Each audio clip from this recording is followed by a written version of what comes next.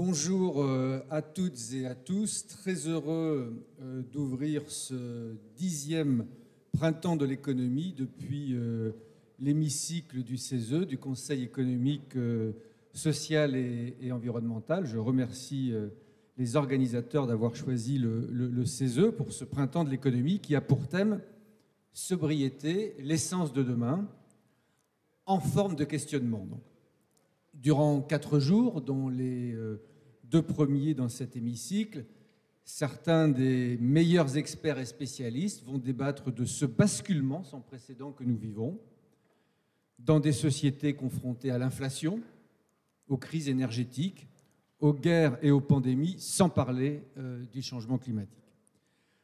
Tant et si bien qu'on pourrait parler d'un hiver de l'économie dans lequel nous entrerions à reculons et bien malgré nous. La sobriété est-elle l'essence de demain? Parviendrons-nous à lui donner du sens? Sera-t-elle choisie plus que subie et par qui? Nous savons qu'elle est impérative, que tous les scénarios énergétiques, qu'il s'agisse de RTE, de l'ADEME ou de l'Agence internationale de l'énergie, posent comme prémisse une réduction sans précédent de nos consommations énergétiques si nous voulons respecter les objectifs de l'accord de Paris de 2015. La question des sources d'énergie vient seulement après. Nous n'égalerons plus par des énergies décarbonées et dans les délais impartis la consommation actuellement permise par les énergies fossiles. Il faut s'y faire. C'est pourquoi il faut prendre la sobriété au sérieux. Elle n'est pas qu'un mauvais moment à passer. Dans l'entreprise, adossée à l'efficacité, dans le verdissement de la finance, dans ses conséquences sociales et politiques, dans le numérique, dans la relocalisation, dans la gestion de l'eau et de l'alimentation, dans la question de la publicité et de la stimulation des besoins, dans la redéfinition de notre mix énergétique, dans la nécessité de nouveaux indicateurs, dans l'impact sur notre science économique.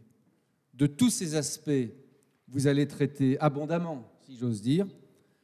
À votre invitation, des membres du CESE auront le plaisir de participer à vos débats que je souhaite fructueux.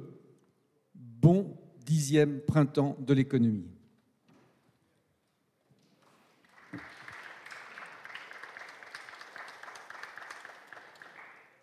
Merci beaucoup.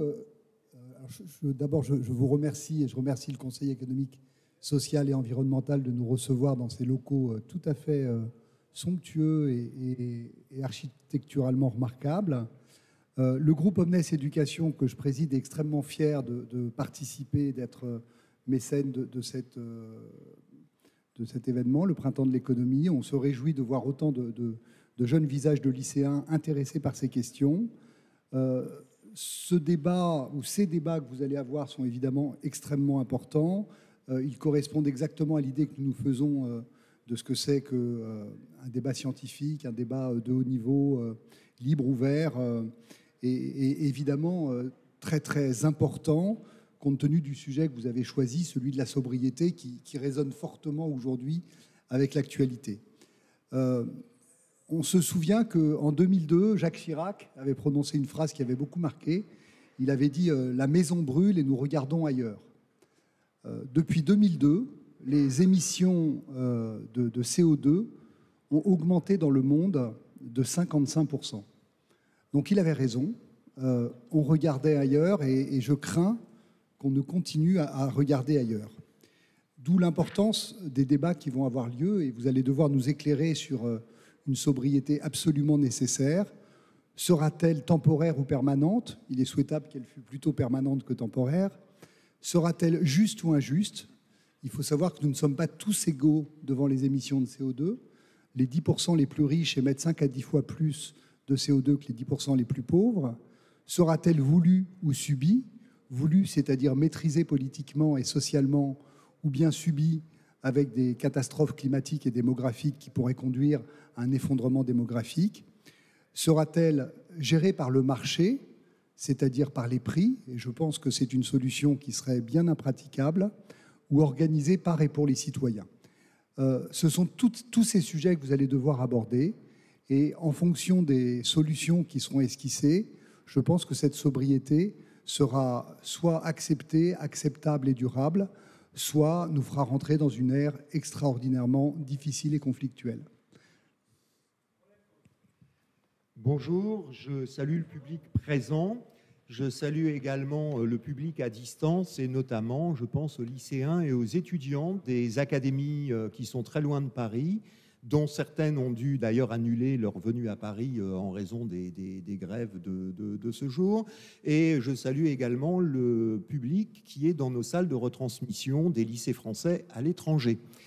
Je remercie surtout Monsieur Thierry Baudet de nous accueillir au CESE et d'avoir accordé ce haut patronage pour le 10e anniversaire du Printemps de l'économie. En plus, la sobriété au Conseil économique, social et environnemental, ça fait sens. En plus, le CESE est une assemblée qui, me semble-t-il, est très attachée à la notion de démocratie.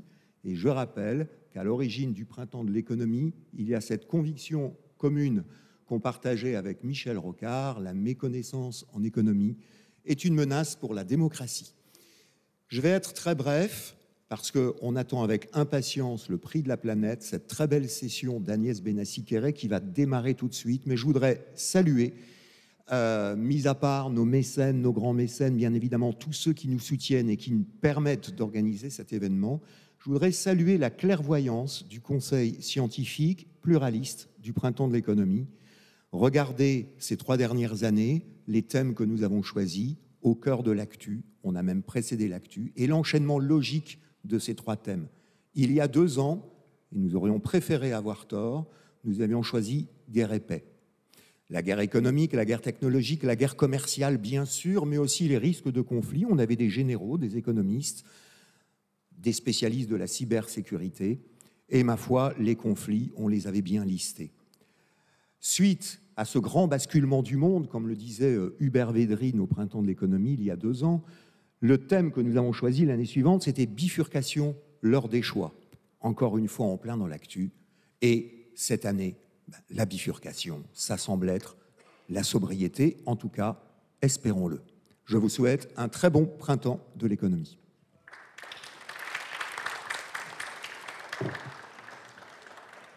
Bonjour à tous, merci au Printemps de m'avoir confié cette première session sur le prix de la planète. Bravo à tout ce que vous faites, bravo aux organisateurs. Je suis très admiratif et c'est un honneur d'ouvrir avec cette première session sur le prix de la planète.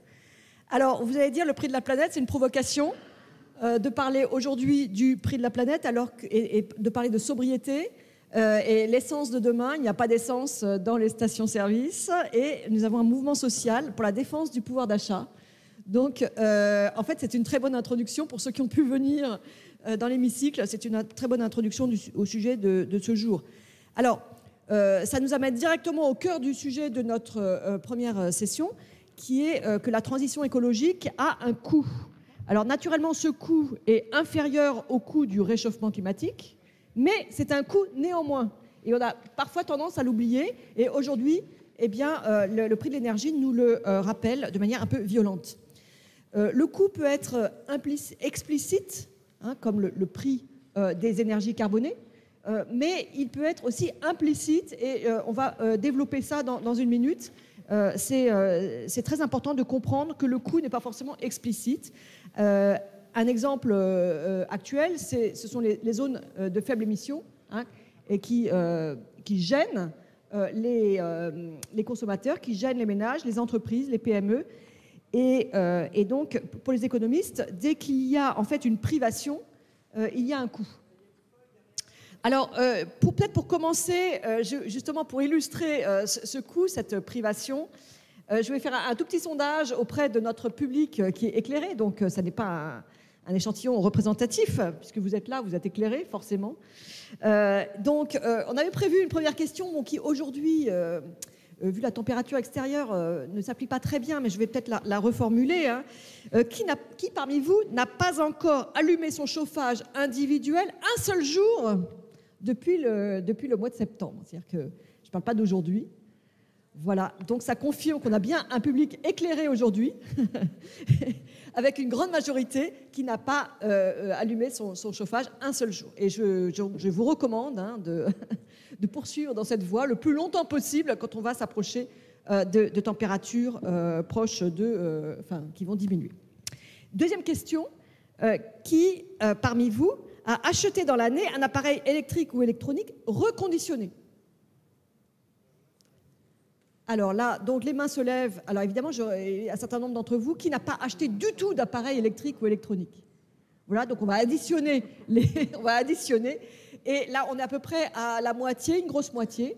Donc là encore, je pense que c'est une très belle performance qu'il faut poursuivre.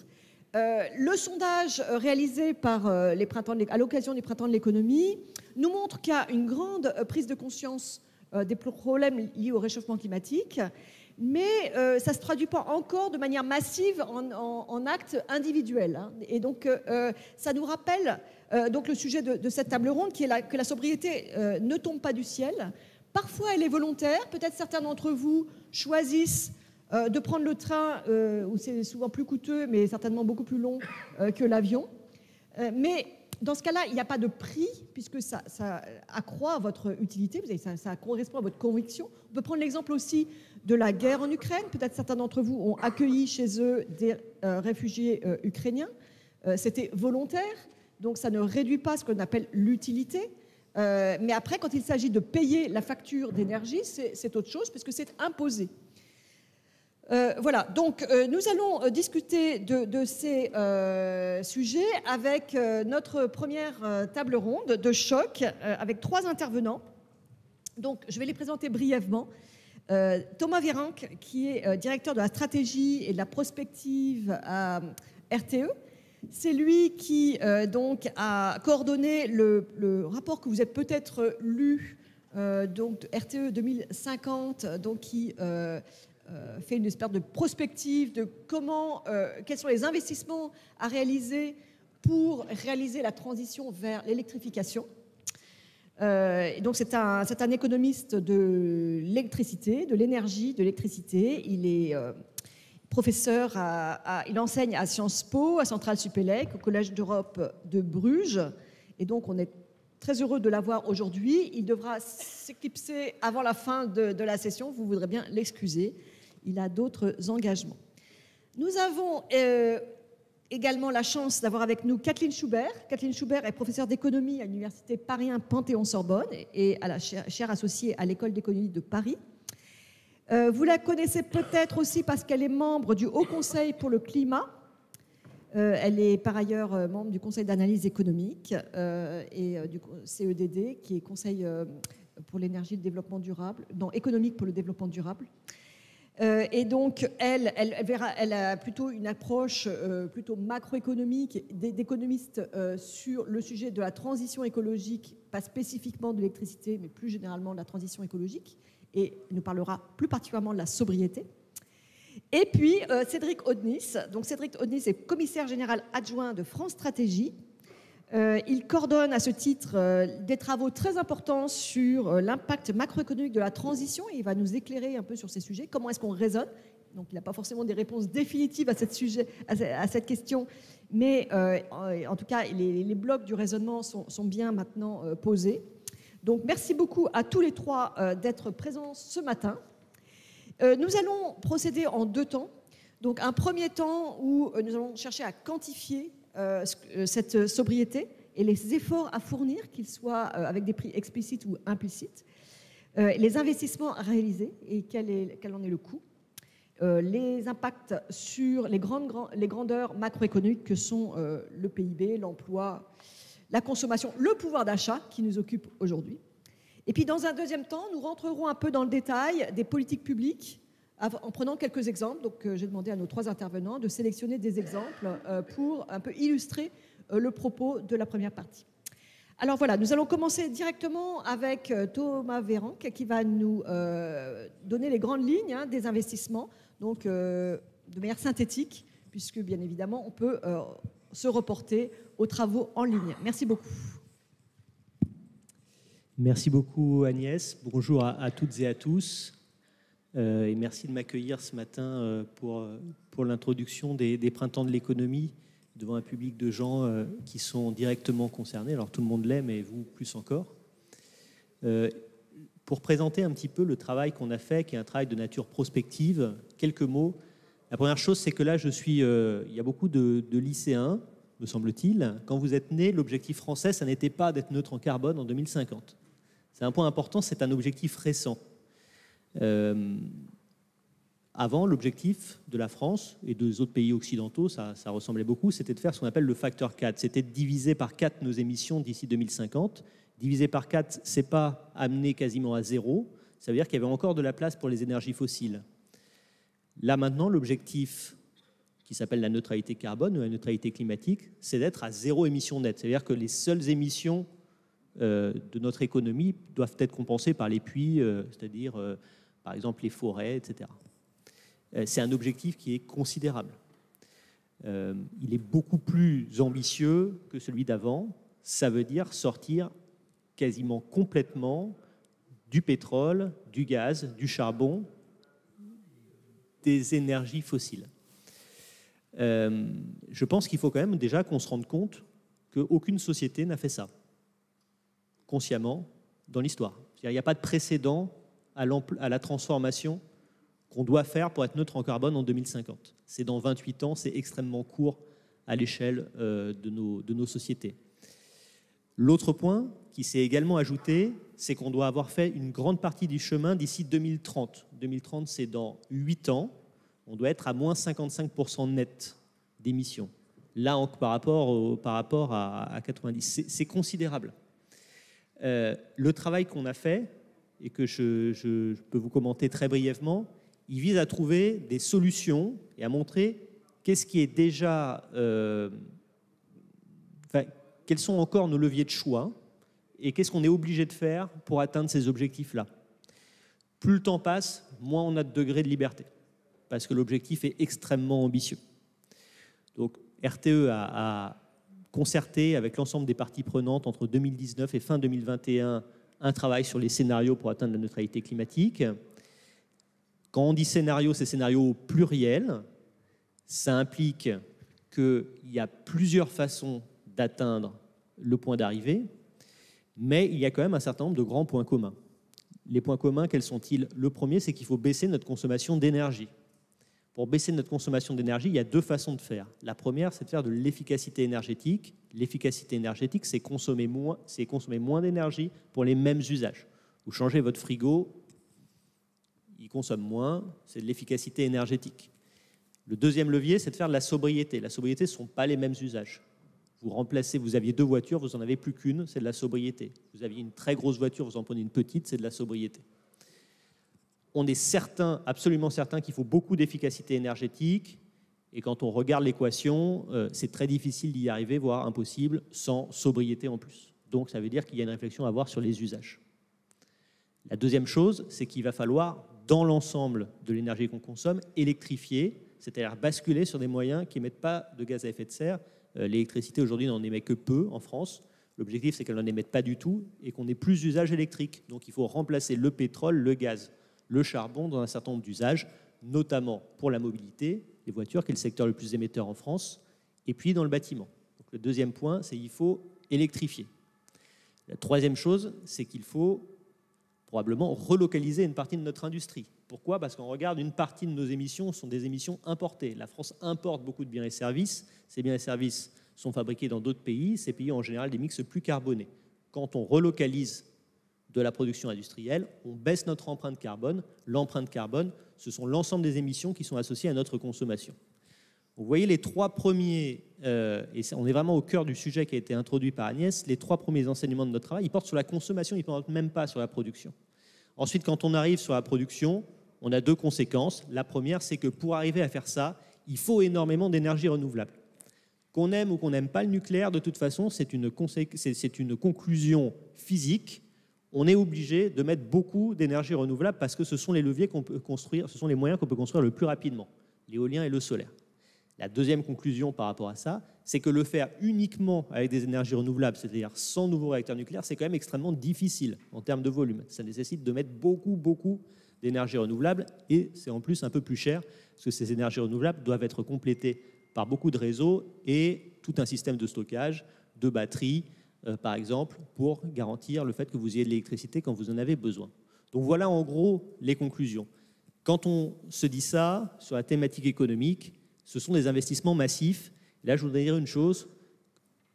Il y a beaucoup de débats sur les réseaux sociaux, souvent sur Twitter, par exemple, souvent quand même des quadragénaires ou des quinquagénaires, qui s'affrontent énormément sur éolien contre nucléaire, contre efficacité énergétique. D'un point de vue économique, ces trois leviers ont le même modèle économique. Beaucoup d'investissements au début et des coûts faibles ensuite.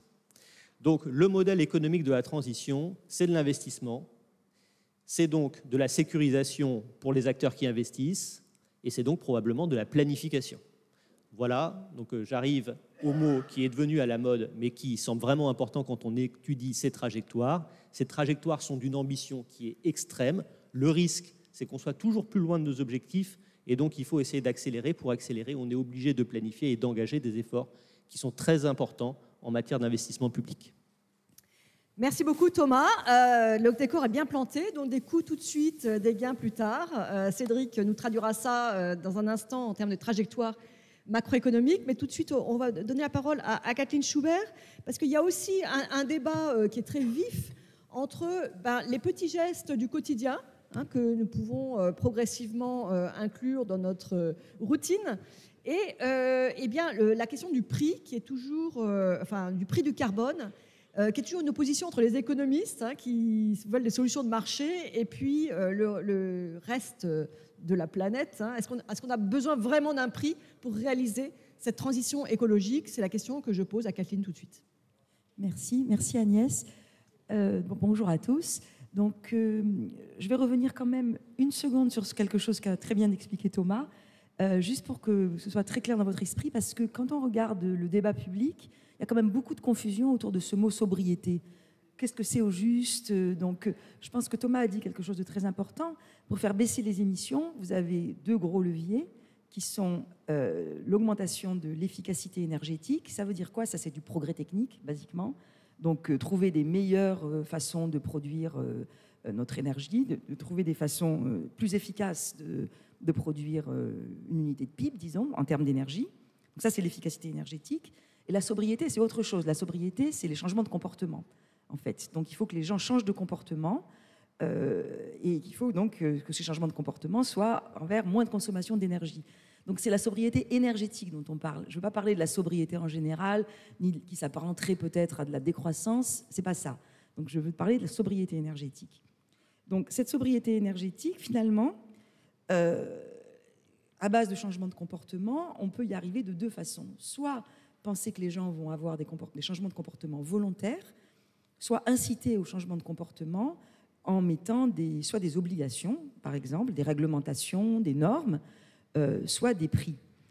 D'accord? Donc, c'est deux façons différentes. La sobriété telle qu'elle est entendue en ce moment par le gouvernement en France, c'est plutôt une sobriété conçue comme des changements de comportement volontaires.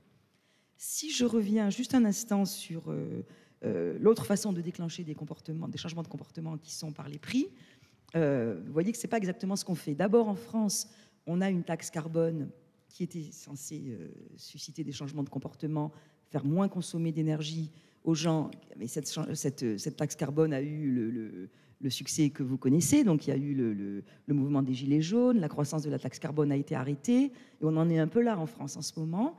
Donc, on ne parle plus du tout, en réalité, d'augmenter la taxe carbone. Donc, on n'essaie plus de susciter les changements de comportement par les prix. De même, maintenant, au moment de la guerre en Ukraine, on a mis en place le bouclier tarifaire. On essaye de limiter les hausses de prix de l'énergie pour les ménages. Donc, du coup, de nouveau, on s'interdit d'utiliser le levier des prix. Il y a de très bonnes raisons à ça. Je ne dis pas, ce n'est pas forcément une critique, mais c'est un constat. On s'interdit d'utiliser ce levier. Juste une parenthèse, quelles sont les très bonnes raisons? C'est des raisons de nature sociale. C'est vrai que la hausse de la taxe carbone ou la hausse du prix du gaz ou de l'électricité a des conséquences extrêmement douloureuses pour des ménages plus vulnérables ou plus pauvres. Donc il y a des très bonnes raisons à ça, mais donc voilà, le constat est là. J'en reviens donc à la sobriété à base de changements de comportement volontaires. Donc qu'est-ce que c'est que ces changements de comportement volontaires? Donc on l'a vu dans le plan de sobriété qui a été présenté par le gouvernement la semaine dernière, donc le 6 octobre, c'est ce qu'on peut appeler aussi des petits gestes. Donc c'est des gestes qu'on va demander aux ménages et aux entreprises. Donc pour les ménages, je pense que c'est peut-être ça qui vous intéresse le plus. Pour les ménages, c'est par exemple baisser la température du chauffage de votre logement à 19 degrés, comme a dit Agnès.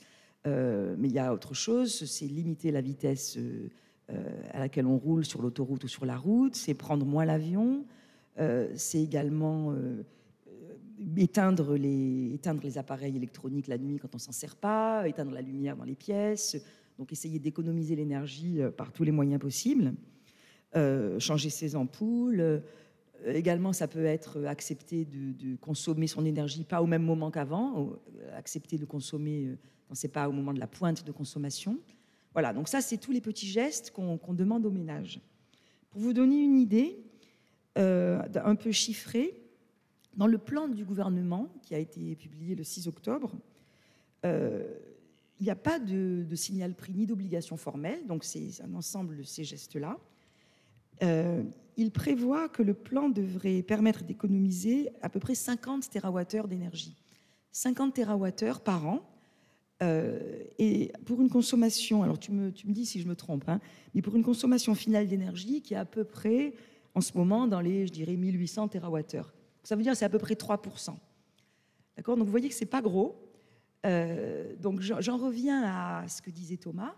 Ces petits gestes qui peuvent paraître importants, c'est-à-dire prendre moins l'avion, baisser la température, etc., ça peut sembler douloureux pour nous, mais ça fera baisser la consommation d'énergie finale, pas beaucoup finalement. Hein. Donc 3%, c'est très peu. Ça vous montre un peu l'ampleur de l'effort qui est en face de nous pour réaliser les objectifs de la transition énergétique. Parmi ces gestes, donc, dans le plan du gouvernement, il rapporte que le plus gros, en fait, celui qui a plus d'effet, c'est la baisse de la température à 19 degrés. Et donc, ils estiment que ça ferait à peu près 23 TWh, donc à peu près la moitié du chemin serait fait par ce geste-là. Voilà. Donc, je pense que c'est deux points vraiment importants. Est-ce que les gens vont le faire, d'abord, sans obligation ? Est-ce que vous êtes prêts à le faire ? Pourquoi est-ce que finalement les gens seraient prêts à le faire ? C'est une question vraiment fondamentale. Et deuxièmement, même si ça semble douloureux, c'est loin encore de satisfaire, de résoudre l'ensemble des problèmes. Ça ne réglera qu'une partie des problèmes. Alors j'en viens très rapidement oui. à un point. À mon avis, mais je pense qu'on en reparlera, ça peut être acceptable pour les gens, ils peuvent être incités à faire ces petits gestes que si c'est la société tout entière qui s'y met, et pas si c'est juste des choses individuelles qu'on demande à chacun. Et la société tout entière qui s'y mettrait, c'est compliqué, parce que dans la société d'aujourd'hui, on a des tas d'injonctions contradictoires, comme on dit souvent dans les journaux. On vous dit d'être sobre, mais on vous montre sans arrêt des pubs pour les SUV. Il y a un problème. Enfin, donc il y a une question d'organisation de la société qui devrait s'organiser vers cet objectif, qui, à mon avis, est fondamental. Sinon, si c'est simplement en demandant à chacun de faire son petit effort personnel, on aura beaucoup de mal à y arriver. Voilà. Merci beaucoup, Kathleen. Merci pour les ordres de grandeur aussi. Alors, je vais passer maintenant la parole à Cédric Audnis, parce que cette sobriété, c'est aussi une transformation de l'économie sectorielle. Hein. On consomme moins d'énergie, moins de biens qui sont énergo-intensifs et peut-être plus de recyclage et peut-être moins de déplacements. Donc ça a des conséquences aussi sur la demande pour les autres biens et services. Donc l'économie doit s'adapter. Ça a des conséquences sur le pouvoir d'achat, sur l'emploi. Et donc Cédric va avoir la difficile tâche de nous résumer en quelques minutes ses réflexions sur l'impact macroéconomique de cette transition. Okay, bonjour à tous. Ça marche, ouais. En fait, j'ai surtout vous résumer mes interrogations et mes questions, ce qui est déjà utile, je pense. Donc, en gros, quand on dit impact macroéconomique de la transition, c'est quel impact ça va avoir sur le PIB, sur la création de richesse, sur l'emploi, sur le pouvoir d'achat. Alors, sur ce sujet compliqué, il y a plusieurs manières de penser, hein, plusieurs écoles. Premièrement, on peut se dire... certains le disent, qu'il suffit de passer à la décroissance pour générer moins d'émissions. Donc on sait, Catherine l'a dit, ce n'est pas forcément la décroissance la solution, puisque comme on vise zéro émission nette. Si vraiment on utilisait ce seul levier, ça nous laisserait un niveau de vie qui serait pas terrible. Et en fait, on a plutôt besoin de sobriété énergétique. Surtout que quand on voit à l'extérieur de l'Europe, les pays qui ont un niveau de vie inférieur au nôtre, ils sont très loin du net zéro. Donc la décroissance, évidemment, n'est pas la seule solution. Deuxième école, il y a ceux qui nous disent pas d'inquiétude, le progrès technique va tout régler. Là encore, ça peut être une partie de la solution. C'est vrai que le progrès technique a été assez impressionnant ces dernières années. Pour donner qu'un exemple, il y a 15 ans, la production d'énergie renouvelable, dans l'éolien que les panneaux solaires, était très peu compétitive et les prix ont vraiment fortement chuté, davantage que ce qu'on aurait pu imaginer à l'époque.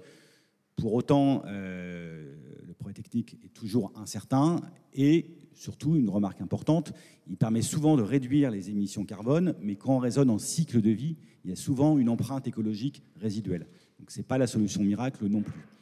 Enfin, troisième école et troisième manière de penser, c'est de dire que pour la transition climatique, on va devoir réaliser beaucoup d'investissements et que du coup, cet investissement, ça va générer des créations d'emplois et donc on aura une transition qui va se passer tranquillement. En pratique, il y aura un peu de tout ça, mais le résultat macro net est très incertain et ça ne va pas forcément se passer de manière complètement rose. Déjà, quand on regarde secteur par secteur, donc évidemment, c'est vrai, Thomas l'a dit, il y a des secteurs où on va avoir besoin de beaucoup investir et donc mécaniquement, quand c'est l'investissement en forcerie qui est non délocalisable, ça va générer de l'emploi en France. C'est notamment le cas de la production d'énergie, c'est le cas de la rénovation thermique des bâtiments, ça peut être le cas dans les transports si on investit, si on investit en France. Et donc, voilà, on investit soit pour remplacer du capital, qu'on dit du capital brun par du capital vert, on peut investir pour remplacer de l'énergie par du capital. On peut, donc tout ça, après, ça génère des créations d'emplois. On peut aussi générer des créations d'emplois quand on remplace de l'énergie par des hommes. C'est le cas de l'agriculture, notamment quand on fait de l'agriculture bio, c'est moins productif, on utilise plus de main-d'œuvre. Donc ça, c'est les secteurs où, a priori, on doit avoir des créations d'emplois. Il y a des secteurs où c'est complètement incertain, dans l'industrie en particulier, parce que la transition écologique va se traduire par une refonte complète du système productif. On va changer complètement notre manière de produire le ciment, de fabriquer l'acier, de fabriquer les automobiles. On en reparlera. Et donc ça, c'est un peu qui tout double. On sait que l'industrie française a beaucoup perdu en compétitivité depuis plusieurs décennies. Cette transformation du système productif, elle va rebattre les cartes.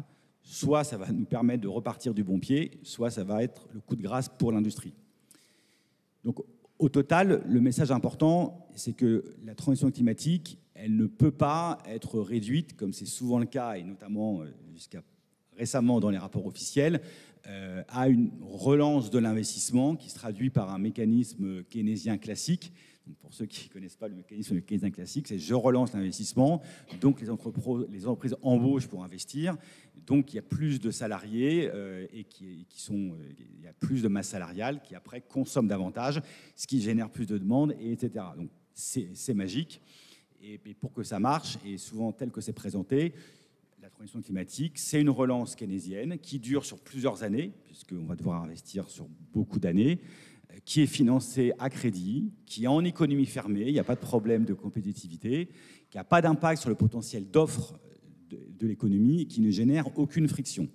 Donc ça, c'est souvent l'image qu'on présente. Et en pratique, cette belle histoire, évidemment, elle peut avoir plusieurs grains de sable. Je vais en citer quelques-uns.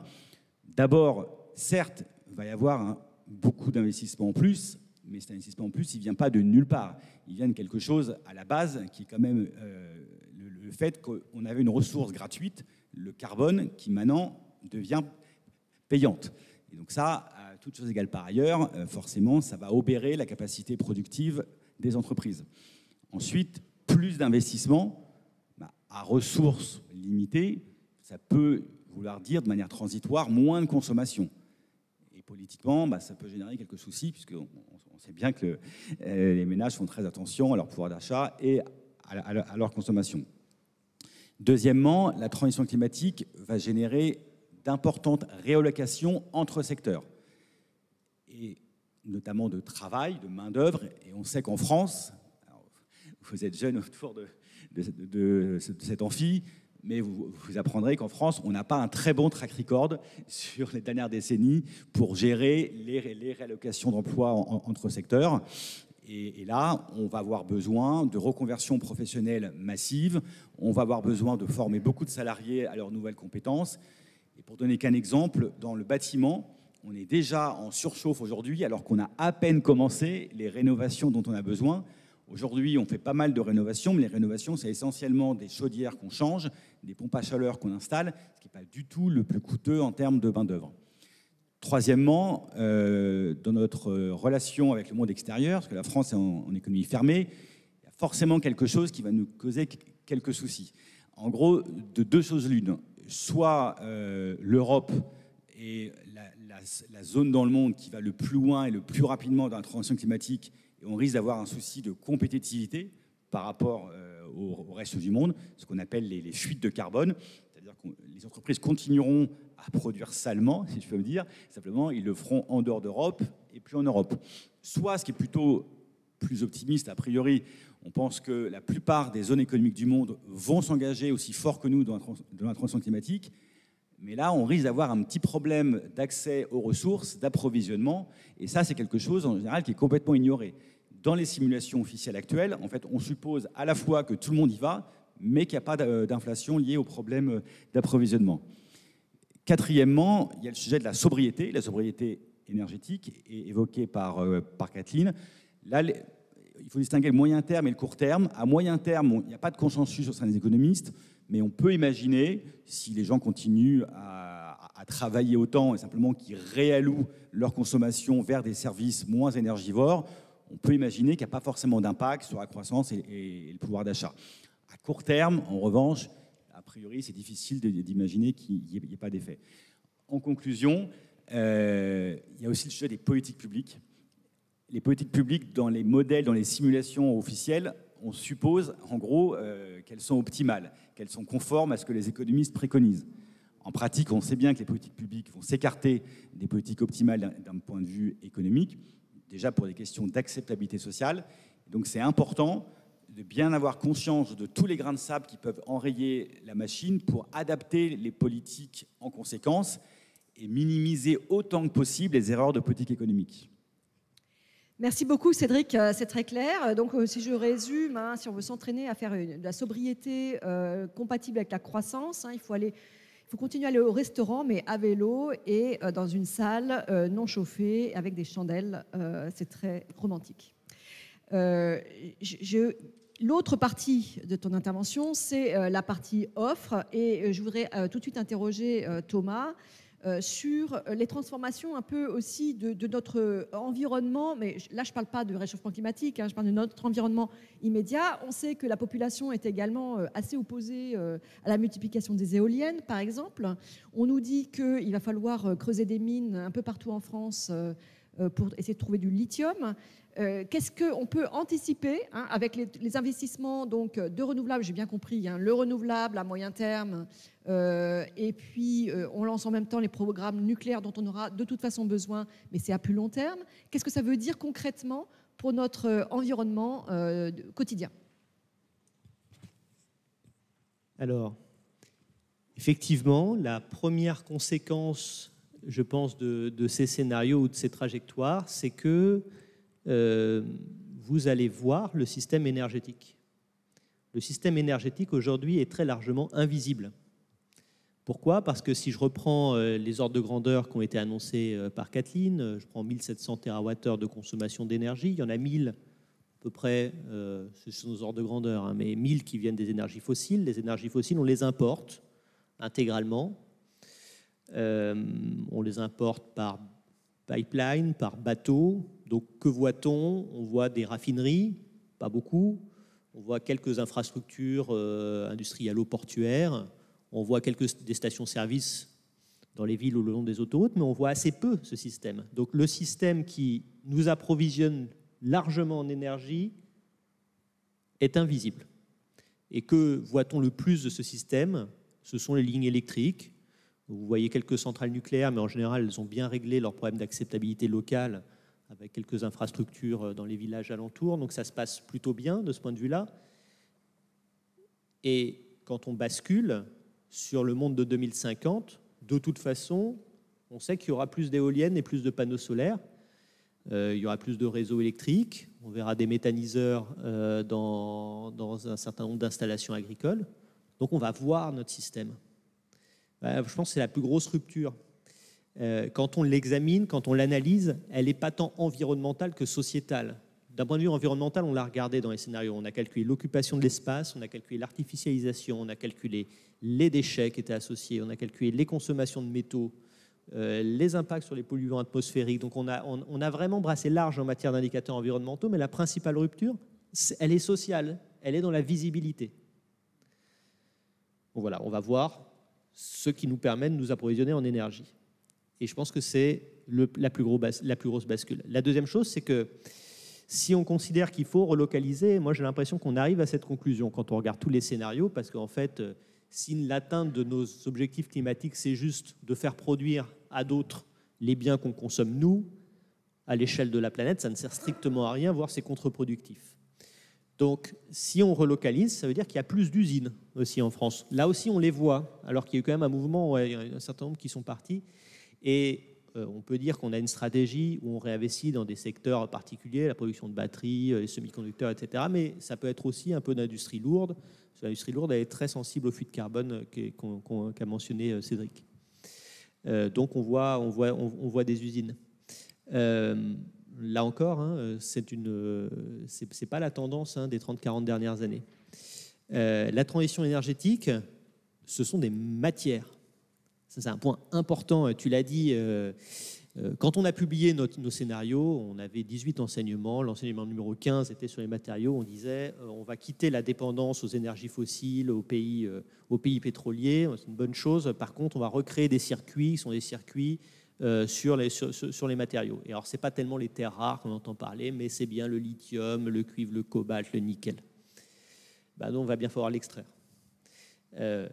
La transition énergétique va être consommatrice de ressources. Dans le monde entier, ça va créer des nouvelles industries. C'est une des conséquences.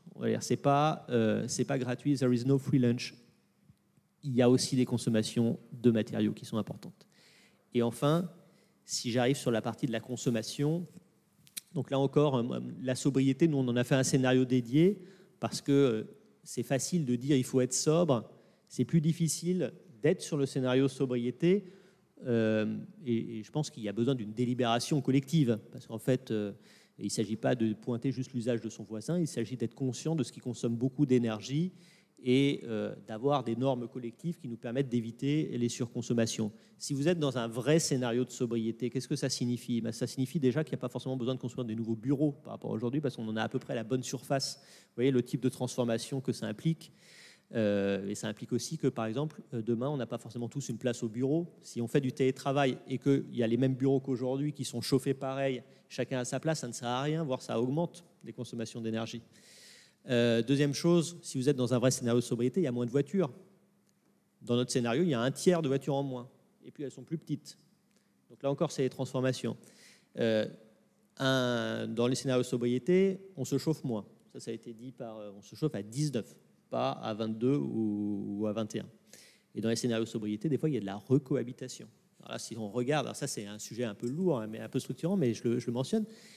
On est dans un pays où il y a de plus en plus de foyers. Il y a de moins en moins de personnes par foyer. Ça s'appelle la décohabitation. Dans les scénarios de recohabitation, dans les scénarios de sobriété, il y a de la recohabitation. La recohabitation, ça peut être on vit un peu plus ensemble, il y a plus de colocation, il y a plus de gens qui vivent avec des fois des jeunes plus grands-parents. À vous de voir. C'est ça, un vrai scénario sobriété. Donc, voilà j'ai cité 3 types de transformation. La première, on va voir l'énergie qu'on consomme. Grosse bascule anthropologique. Deuxième, il va falloir aller chercher les matières dont on a besoin pour la transition, en France et dans les autres pays. Troisième chose, si on veut vraiment des scénarios de sobriété, ce sont les transformations dans nos modes de vie qui sont structurantes. Merci beaucoup Thomas, c'est extrêmement concret. Et donc en particulier les jeunes ici, hein, la balle est un peu dans votre camp de faire valoir ce scénario comme un scénario désirable et qui soit accepté. Et donc cette dimension sociétale est extrêmement importante. Merci beaucoup. Thomas est obligé de nous quitter. Je vais peut-être passer la parole maintenant à Cédric de nouveau, parce que Thomas a parlé de la transition automobile. Et j'aimerais bien qu'il creuse un peu ce sujet. On sait bien le rôle de l'automobile dans les sociétés modernes et comment est-ce qu'il voit la transition. Thomas vient de dire 1/3 de voitures en moins.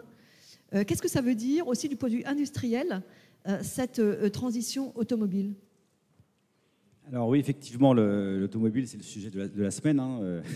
Il y a le salon de l'automobile actuellement. Le président de la République a consacré une large part de son interview aux Échos, pour ceux qui lisent les Échos hier matin, à ce sujet. Et en fait, la voiture électrique, ça tombe bien parce qu'effectivement, Thomas y a fait référence, apparaît pour certains comme une solution miracle. Déjà, l'électricité, a priori, on se dit, ça émet pas de carbone. Et en plus, elle produit des co-bénéfices en milieu urbain. Qu'est-ce que ça veut dire? C'est-à-dire que la voiture électrique, non seulement elle ne produit pas de carbone, mais ça, il n'y a pas d'impact à court terme sur les gens qui sont à côté. Surtout, elle ne produit pas de pollution, elle ne produit pas de particules fines. Donc ça, c'est une bonne nouvelle pour la santé des gens qui habitent dans les villes, d'une part. Et d'autre part, elle réduit les nuisances sonores. Donc pour tous ceux qui habitent à côté d'un boulevard, ils voient tout de suite l'intérêt qu'il y a à la substitution par des voitures électriques. Pour autant, la voiture électrique, ce n'est pas la solution miracle. Et elle pose un certain nombre d'enjeux, ce qui fait, comme l'a dit Thomas, qu'il faudra aussi que ça soit accompagné de sobriété et pas juste d'une substitution des voitures thermiques par des voitures électriques. Bon, d'abord, premier sujet, la voiture électrique, elle coûte encore cher. J'ai parlé de progrès techniques tout à l'heure. C'est vrai que grâce aux progrès techniques, les prix ont beaucoup baissé, mais on reste quand même nettement au-dessus du prix d'une voiture thermique. Donc, les constructeurs nous annoncent dans les années qui viennent, ou plus tard à la fin de la décennie, des prix de voitures électriques qui atteindraient, voire qui passeraient en dessous des voitures thermiques, mais voilà, ça reste incertain. Pour l'instant, on ne le voit pas. Et donc, du coup, comment on fait pour inciter certains ménages à acheter des voitures électriques? On subventionne massivement. Donc, pour donner un exemple, je prends pour un ménage standard, je ne prends pas un ménage modeste, hein, donc un ménage à des revenus intermédiaires ou supérieurs. Quand on cumule toutes les aides, on lui donne 8 500 € pour qu'il achète une voiture électrique plutôt qu'une voiture thermique. Et ça génère en carbone, ça génère à peu près 100 kg de CO2 en moins pour chaque millier de kilomètres qu'il parcourt.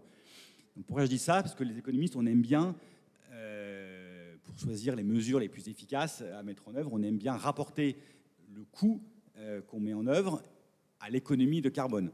Donc 100 kg pour 1000 km, on va dire que si on fait 100 000 km, ça fait 10 tonnes. 8 500 € divisé par 10 tonnes, je vous laisse faire la division, mais ça fait un coût très élevé à la tonne évitée. Donc on espère que ça va diminuer, mais pour l'instant, le coût est encore très élevé. Et alors, heureusement pour les finances publiques, parce qu'Agnès travaille au ministère de l'économie et des finances, pour l'instant, j'ai envie de dire heureusement ou malheureusement, il n'y a que 10% des voitures neuves qui sont des voitures électriques. C'est en nette progression par rapport aux années précédentes. Mais le jour où on sera à 30 ou 50%, avec ce système d'aide, ça va coûter très très cher aux finances publiques. Deuxièmement, ça c'est pour les voitures neuves. Mais évidemment, tous les ménages ne vont pas changer de voiture dans les prochaines années. Même la plupart, ils vont conserver leur voiture. Donc du coup, le gouvernement a réfléchi à la manière de les inciter à moins conduire. Il y a quelques années, il y a eu une idée que vous connaissez, qui s'appelle la taxe carbone, qui a eu un succès que vous connaissez. Et donc là, le sujet est clos pour un moment. Alors là, on a une autre mesure qui, à la base, est destinée à réduire la pollution dans les métropoles, qui s'appelle les zones à faible émission, les ZFE. C'est-à-dire qu'on va interdire aux voitures les plus polluantes de rentrer en journée et en semaine dans les métropoles. Pour l'instant, ce n'est pas très contraignant, mais à partir de juillet prochain, par exemple à Paris, si vous ou vos parents possèdent une voiture diesel qui a été commercialisée avant 2010, vous ne pourrez plus rentrer dans le Grand Paris. Voilà, et donc ça, évidemment, ça pose des questions d'acceptabilité sociale. Donc, je l'ai dit, il y a des aides nationales. Les régions mettent en œuvre des aides additionnelles pour les métropoles concernées. Mais malgré tout, autant l'achat de voitures électriques est rentable dès aujourd'hui quand on prend en compte les économies de coûts à l'usage sur la durée de vie par rapport à l'achat d'une voiture thermique. Mais si on compare par rapport à garder sa voiture, c'est évidemment pas rentable. Donc là, ça va être un vrai enjeu d'acceptabilité. Troisième enjeu, la voiture électrique, en fait, elle n'est pas si verte que ça. D'une part, Thomas l'a dit, l'électricité est évidemment largement décarbonée en France. Mais bon, là, actuellement, vous savez qu'on a quelques petits soucis. Et suivant l'heure à laquelle vous rechargez votre voiture électrique, l'électricité peut très bien venir d'une centrale à gaz. Alors, on espère que c'est un problème transitoire et que dans 5-10 ans, ça sera résolu. Mais dans les prochaines années, ça risque de rester le cas. Deuxièmement, la voiture électrique, notamment la batterie, elle est très émettrice de carbone à la fabrication. Et ça, on parle de dette écologique de voiture électrique. Avant même qu'elle roule, elle a émis plus de carbone qu'une voiture thermique. Alors, si vous avez acheté une voiture avec une batterie de taille raisonnable, cette dette est vite compensée. On va dire au bout de quelques dizaines de milliers de kilomètres, c'est compensé. La voiture électrique est bien plus intéressante. Par contre, si vous prenez une grosse batterie, là, c'est même pas sûr que ça va être compensé. Troisièmement, il y a le sujet du recyclage des batteries. Pour l'instant, il y a très peu de voitures électriques, il y a très peu de batteries à recycler. Dans quelques années, on va se retrouver avec des millions de batteries à recycler en Europe et l'industrie de recyclage n'est pas encore prête. Quatrièmement, la voiture électrique, ça a posé des problèmes de souveraineté et de compétitivité. Aujourd'hui, la voiture thermique, c'était une technologie que l'Europe maîtrisait complètement et sur laquelle même l'Europe avait le lead dans le monde. J'ai dit l'Europe, pas la France, on est d'accord. C'est plutôt l'Allemagne, mais c'était au moins l'Europe. La voiture électrique, c'est pas l'Europe qui a le lead, c'est l'Asie, les États-Unis. Et donc du coup, aujourd'hui, la majorité des voitures électriques achetées en France, elles ne sont pas du tout européennes. Elles sont même beaucoup asiatiques ou chinoises. Donc, le président de la République l'a encore rappelé cette semaine, il y a des projets de gigafactories de production de batteries, d'usines d'assemblage. Donc ça va résoudre une partie du problème, mais Thomas l'a dit, il y aura encore le problème de l'accès aux ressources, aux métaux, au lithium, au cobalt et compagnie. Et là encore, ça, c'est pas produit en Europe. Et pour que ce soit produit en Europe, c'est pas gagné parce que c'est très polluant. Et donc, c'est pas sûr qu'il y ait un consensus social pour accepter de rouvrir des mines. Merci Cédric. Donc effectivement, quand on se projette sur un secteur particulier, on pourrait multiplier les exemples. On voit que c'est en fait très compliqué et qu'il y a des coûts et que les coûts appellent des coûts. Et que c'est le modèle de la voiture individuelle qui est particulièrement la grosse voiture individuelle qui est en question aujourd'hui. Alors, je voudrais peut-être terminer ce tour de table, et puis on prendra quelques questions, par la question du financement. On n'en a pas énormément encore parlé. Bien sûr, donc, je voudrais quand même mentionner que l'État ne peut pas tout financer. Il s'endette, mais la dette, finalement, l'État, c'est nous. Donc, rejeter le coût sur l'État, ça n'est que rejeter le coût sur les contribuables futurs. Alors, il y a des grosses questions qui se posent d'équité dans le financement, de distribution, de répartition des coûts entre les ménages, entre les entreprises, entre les secteurs et même entre les pays. Je me tourne vers Kathleen. Il y a cette idée qui circule beaucoup de faire payer les riches. Est-ce que c'est à la maille de l'enjeu ? Comment est-ce qu'on peut aller vers une transition écologique qui soit équitable entre les ménages et également entre les entreprises? Oui, donc c'est un problème crucial. Donc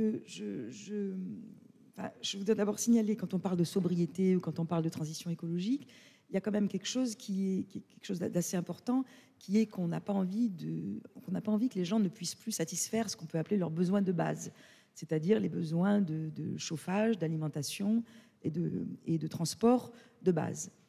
Donc ça, on a envie de le garder. Ceci dit, c'est quoi ces besoins de base ? Il y a eu un gros problème dans la définition de ces besoins de base et dans leur évolution.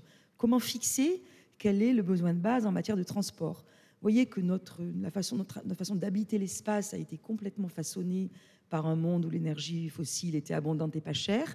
Donc les gens habitent loin de leur travail, on a fait des banlieues, donc on a besoin de beaucoup transporter. Est-ce que faire ça, c'est du besoin de base? C'est pas évident. Mais comment transformer ça? Donc on voit bien que c'est quelque chose qui va prendre beaucoup de temps.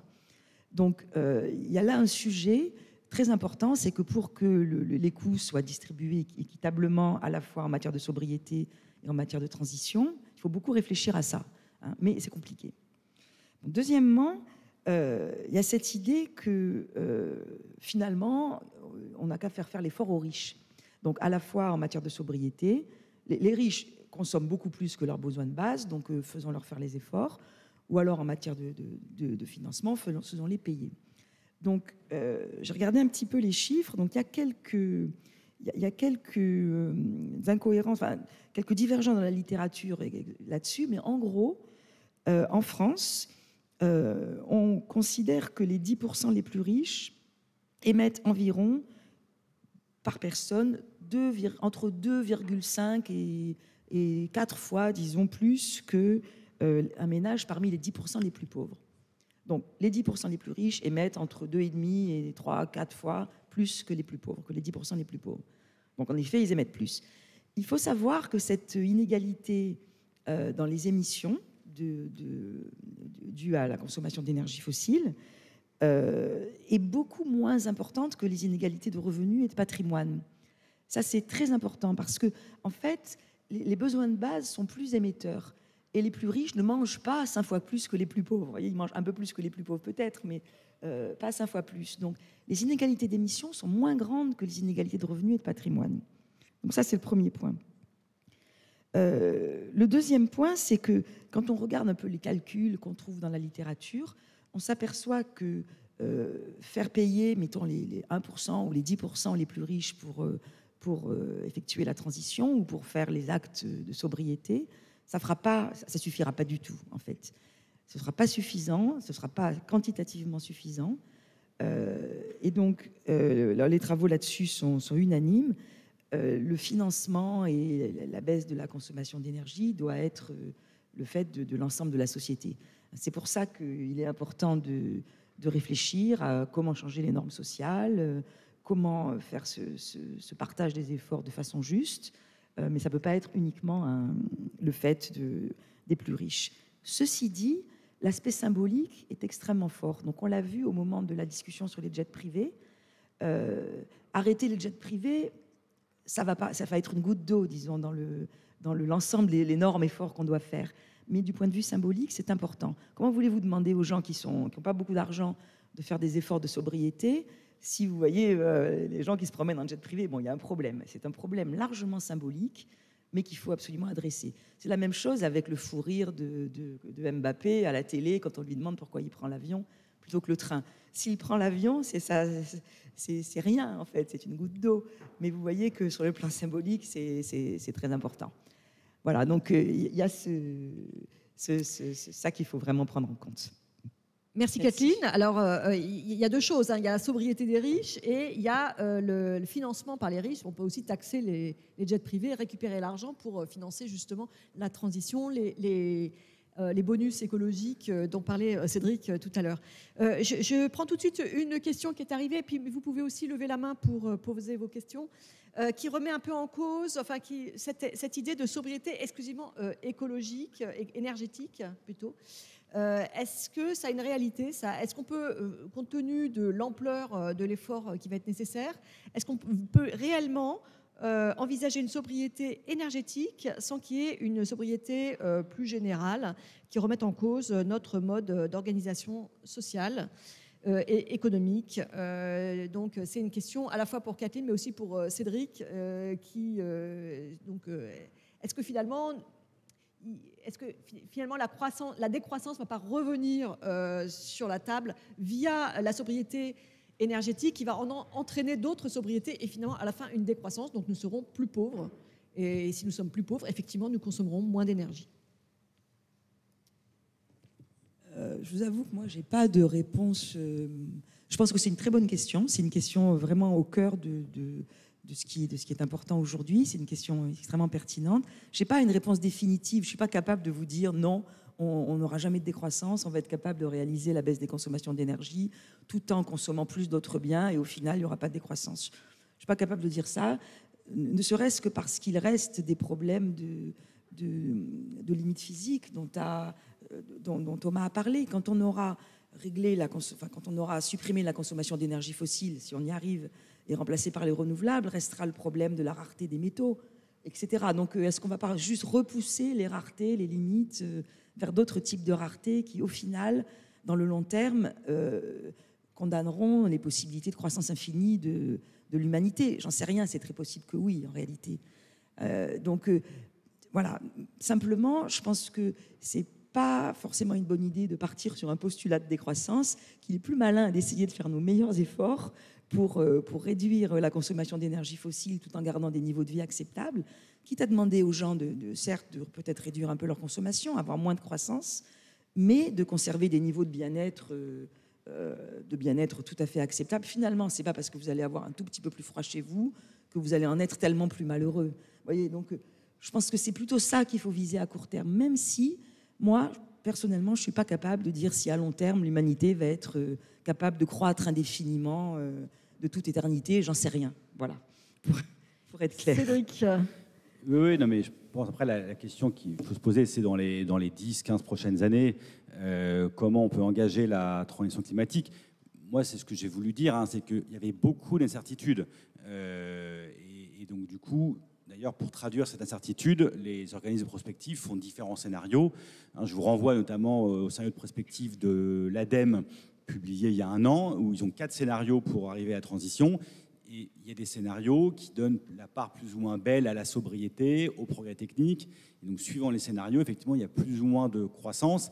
Après, comme le dit Kathleen, il ne faut pas partir d'un postulat de décroissance. Il faut partir de l'effort qu'on fait pour aboutir à la transition. Ça peut aboutir à un impact négatif sur la croissance. C'était aussi l'un des messages de mon premier exposé. C'était de dire que voilà, quand on nous raconte que tout va bien et que la transition climatique, ça va forcément rajouter de la croissance et de l'emploi, ça, je dis non, attention, c'est pas forcément vrai. Et après, donc, on peut avoir un impact sur la croissance, mais le message important, c'est qu'il ne faut pas partir, prendre le raisonnement à l'envers, de dire... freinons la croissance, créons des récessions artificielles et ça va résoudre le problème climatique. Ça, on sait bien que ça ne marche pas. Encore une fois, un exemple tout simple, regardez tout autour de vous dans le monde, tous les pays dont le niveau de vie est 10%, 20%, 30% inférieur à celui de la France, ils sont très loin du net zéro et probablement qu'ils arriveront après nous. Donc c'est vraiment pas la bonne option. Et après, sur la sobriété, jusqu'où on va, ce dont on est sûr, et c'est déjà objectivement une avancée par rapport à il y a quelques années, c'est qu'il faut absolument une sobriété dans la manière de nous chauffer, dans la manière de nous déplacer, dans la manière de nous alimenter. Ça ne veut pas dire manger moins, mais effectivement manger moins de viande, par exemple. Ça c'est déjà des messages certains et qui maintenant sont consensuels, ce qui n'était pas le cas il y a quelques années. Merci beaucoup Cédric, merci à tous les deux, merci à Thomas qui a dû partir avant l'heure. Moi je retiens de cette table ronde quand même un certain nombre de connaissances accumulées. Vous avez été très sincères sur ce qu'on sait et sur ce qu'on ne sait pas, mais je pense qu'il faut effectivement s'accrocher à ce qu'on sait et avancer de manière volontariste sur les politiques publiques. Donc, cette table ronde était très dense. Merci d'avoir partagé vos connaissances. Merci à vous pour votre attention tout au long de cette première session.